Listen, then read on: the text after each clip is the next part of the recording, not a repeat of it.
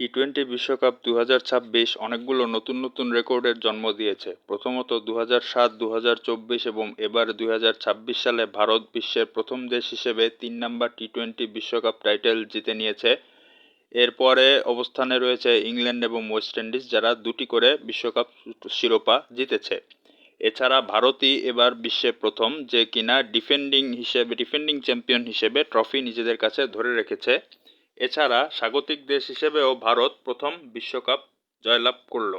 এছাড়া গৌতম গম্ভীর ইতিহাসে প্রথম এবং একমাত্র খেলোয়াড় এবং কোচ হিসেবে টি-টোয়েন্টি বিশ্বকাপ শিরোপা জয়লাভ করেছে, যে কিনা 2007 সালে খেলোয়াড় হিসেবে এবং এবার 2026 সালে কোচ হিসেবে টি-টোয়েন্টি বিশ্বকাপ জয়লাভের কৃতিত্ব অর্জন করল। গ্রুপ পর্বে নেপালের প্রতিটি ম্যাচে সকল টিকিট ক্রয় এবং গ্যালারিতে উত্তাল প্রাণবন্ত সমর্থন দিয়ে জাতীয় দলকে এ আসরে রেকর্ড গড়েছে নেপালিরা।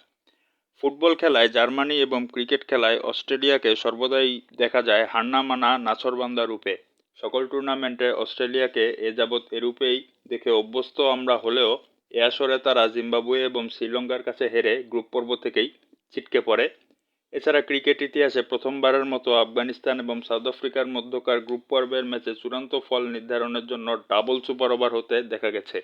শ্বাসরুদ্ধকর এ লড়াই শেষে চূড়ান্ত জয় সাউথ আফ্রিকার পক্ষেই গিয়েছিল।